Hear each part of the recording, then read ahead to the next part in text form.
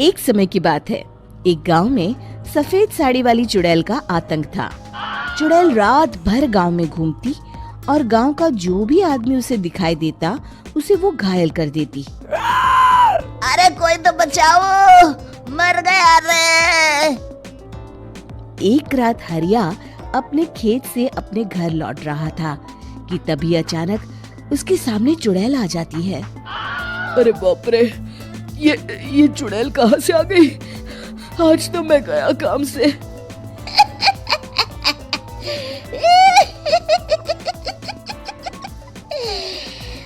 आज मुझे मेरा शिकार मिल गया। अरे चुड़ैल दीदी, मुझे छोड़ दो। जैसे ही चुड़ैल हरिया की तरफ बढ़ती है, हरिया वहाँ से भाग जाता है और अपने घर के दरवाजे पे पहुँचता है।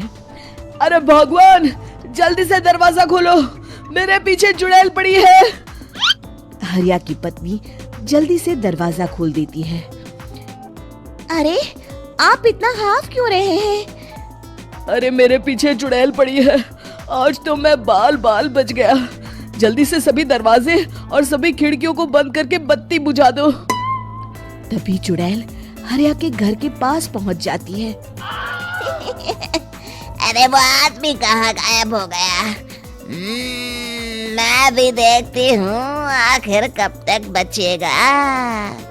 मैं अपने शिकार को इतनी आसानी से नहीं छोड़ती। इतना कहकर चुड़ैल वहाँ से चली जाती है। वहीं दूसरी तरफ हरिया और उसकी पत्नी दोनों अपने घर की खिड़की से ये सब देख रहे होते हैं। अरे बाप रे, ये तो बड़ी डरावनी चुड़ैल थी। अगले दिन ये बात आग की तरह पूरे गांव में फैल जाती है और धीरे धीरे लोग चुड़ैल के डर के मारे शाम होते ही अपने घरों से बाहर निकलना बंद कर देते हैं। कुछ दिनों के बाद भाई, मैंने तो इस चुड़ैल के डर के मारे रात को अपने खेतों को पानी देना बंद कर दिया है। कहीं मेरी फसल सूख गई तो मैं तो कहीं का नहीं रहूंगा।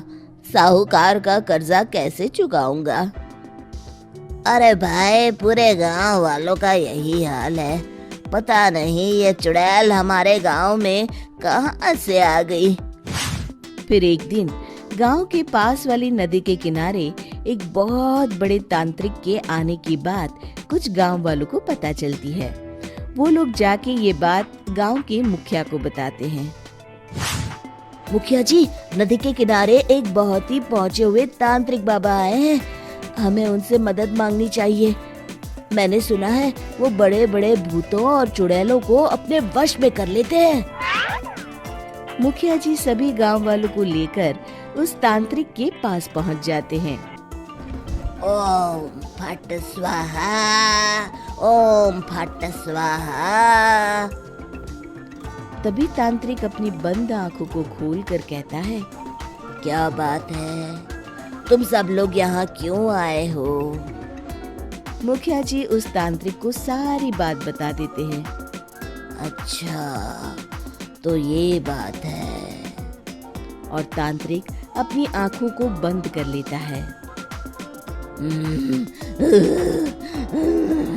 मैं देख रहा हूँ तुम्हारे पूर्वजों ने बहुत पाप किए थे, जिससे ये गांव अब श्रापित हो चुका है।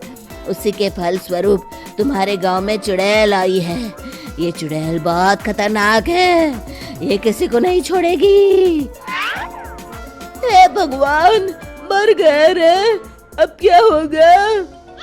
तभी गांव के मुखिया जी कहते हैं, बाबा, इस चुड़ैल से हम सबको बचा लीजिए।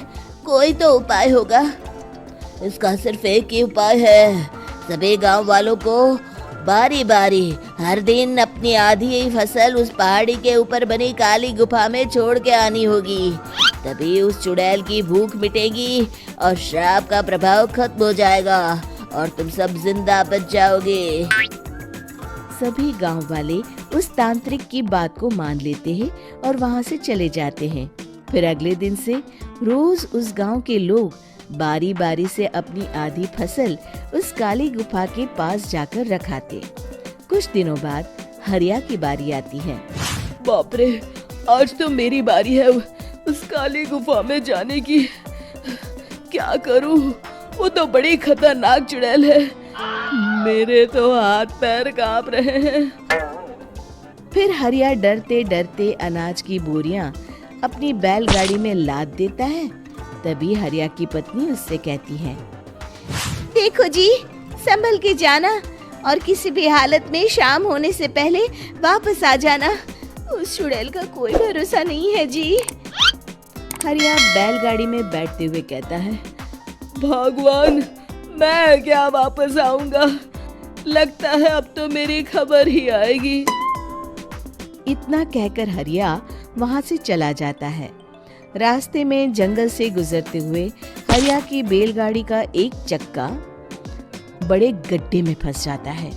हे भगवान, अब ये क्या मुसीबत है? हरिया नीचे उतर के पूरी ताकत से अपनी बैलगाड़ी को गड्ढे से निकालने की कोशिश करता है।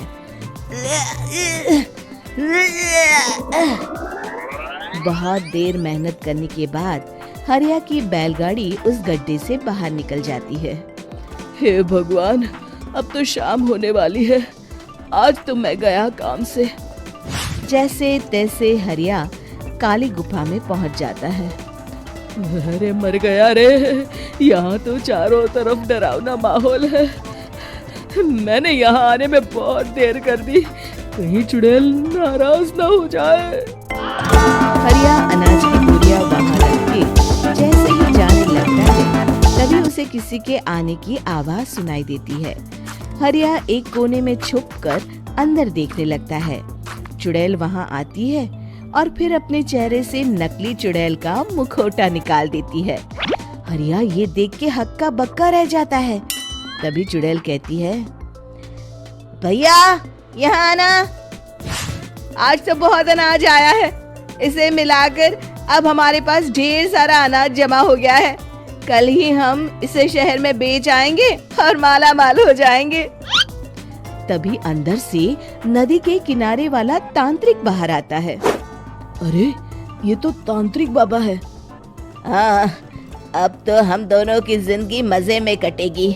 गांव वालों को बेवकूफ बनाना इतना भी मुश्किल नहीं था। लोग तो तुम्हें सच में असली चुड़ैल समझते हैं। हाँ, तुमने सही कहा। अब ये गांव वाले चुड़ैल के डर से जिंदगी भर इस काली गुफा में अनाज पहुंचाते रहेंगे। अच्छा, तो ये बात है। ये दोनों पूरे गांव वालों को बेवकूफ बना रहे हैं। अभी जाकर सबको बताता हूँ। हरिया उन दोनों की पूरी बातें सुन लेता है और जल्दी से वापस गांव में आता है। गांव वालों को पूरी बात बता देता है। इससे पहले वो दोनों हमारा अनाज लेकर शहर जाए, हमें उन दोनों को पकड़ना होगा। उधर दूसरी तरफ नकली तांत्रिक और नकली चुड़ैल बनी औरत एक बड़ी गाड़ी में सारा अनाज लाद के वहाँ से निकलने की तैयारी कर रहे होते हैं। जल्दी करो, इससे पहले हमें कोई देख ले। हमें यहाँ से निकलना होगा। और तभी वो दोनों देखते हैं कि सामने से सभी गांव वाले अपने अपने हाथों में मशाल लेके आ रहे हैं। दोनों बुरी तरह डर जाते हैं। रुक जाओ, तुम दोनों का भांडा फूट चुका है। अरे मर गए रे, ये गांव वाले कहाँ से आ गए? तुमने क्या सोचा इतनी आसानी से यहाँ से निकल जाओगे? ये अनाज हमने अपने खून पसीने से दिन रात खेतों में मेहनत करके उगाया है। दोनों मुखिया जी के पैरों में गिर जाते हैं। हमें माफ कर दीजिए, हम दोनों एक नंबर के कामचोर हैं। बिना मेहनत किए पैसे कमाना चाहते थे। हाँ, अब हम आगे से मेहनत मजदूरी करके पैसे कमाएंगे। हमें कुछ मत करना, हमें छोड़ दीजिए।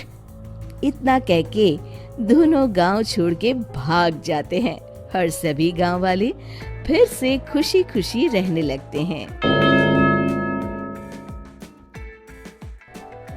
शिक्षा, तभी तो कहते हैं कि किसी भी समस्या का समाधान केवल सूझबूझ से ही करना चाहिए और कभी हिम्मत नहीं हारनी चाहिए। दोस्तों, हमें उम्मीद है कि आपको हमारी ये कहानी पसंद आई होगी। कृपया हमारे चैनल को सब्सक्राइब करें और सभी अपडेट्स के लिए बेल आइकन जरूर दबाएं। और हाँ, वीडियो लाइक और शेयर करना मत भूलिएगा। Bye bye.